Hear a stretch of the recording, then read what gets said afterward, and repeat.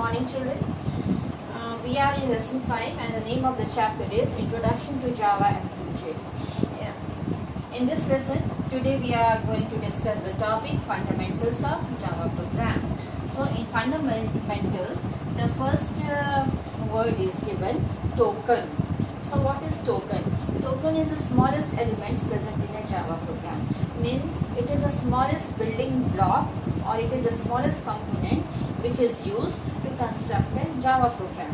So now what are those smallest element or what are those smallest element or component?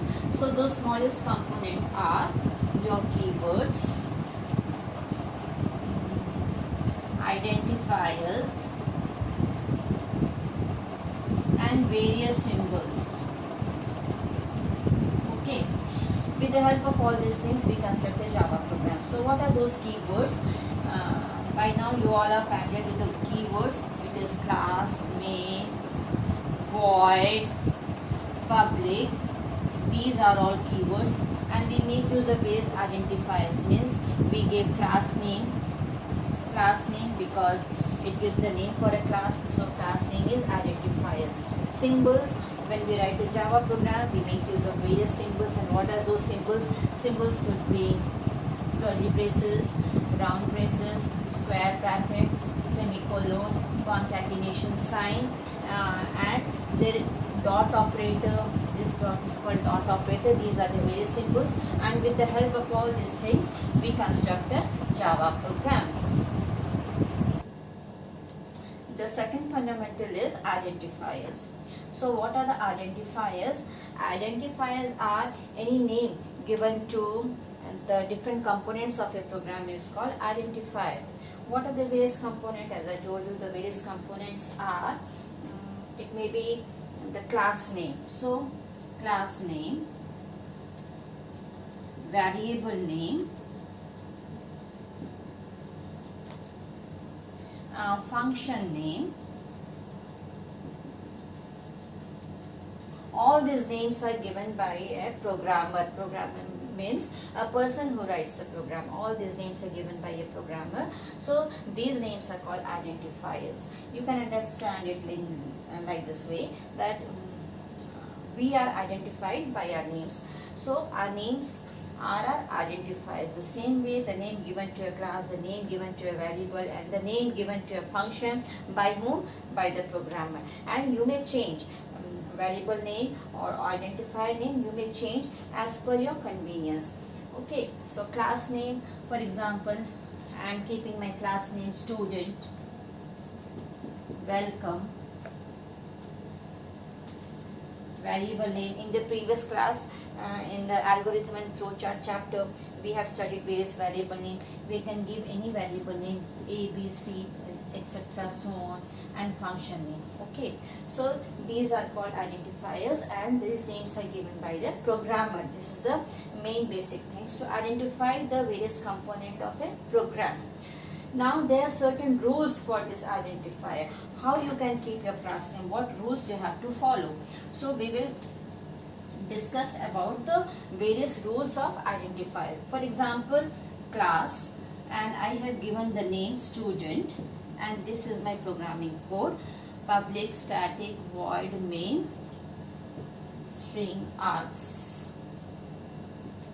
Now listen, I wrote here the short form, P is for public static void main, this is string args. Okay, now this is a sample code. This is one example I am showing you. And what is the name of this class? Student. So what is the identifier for class? Student.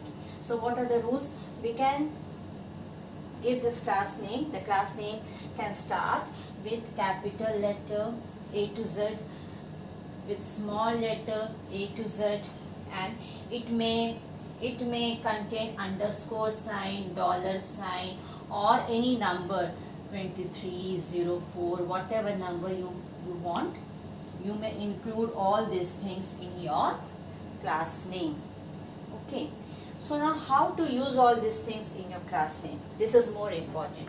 Now you see, if I write like this, if I will change the case student, from small s to capital S, this is my valid class name. Okay. If I am using underscore 10, any number, then also this class name is valid. If I will use @2, then also this class name is valid. Okay. Another thing is, now when my class name becomes invalid, watch this carefully. When my class name will become invalid, my class name will become invalid when I will start my name from any number. Just say for example 26 student, then this class name is invalid. For example, if I will start my class name with underscore sign, then this class name is invalid. For example, when I start my class name with some symbol, my class name is invalid. Okay, so you have to be very careful. When you are giving any name to your class. This much is clear to you. So now wait, let me correct all these things again. So this is my valid class name. Okay. Now the second rule says that when you are giving any name to this component, whenever you are giving any name to a class, function or variable, the name must not be keyword. For example, public is a keyword, we know. We cannot write public as a class name. This is wrong. Okay. Main is a keyword, void is a keyword, static is a keyword, string is a keyword, args is a keyword. Means we cannot keep these words as a identifier. Whenever you will keep this will become invalid identifier. Okay. And the length of your identifier. Now let me write this also. Now the third point is the length of the identifier. For example, student underscore Rakhi @Birla 10. Now see the length of an identifier. It is very long. So, okay. So there is no restriction in the length. You may keep whatever length you want and you may keep whatever name you want, but only you have to keep in mind that you will follow the rules for identifier. Okay, and what are the rules? That the identifier will not start with any numeric value, it will not start with underscore, and it will not start with any symbol. Okay.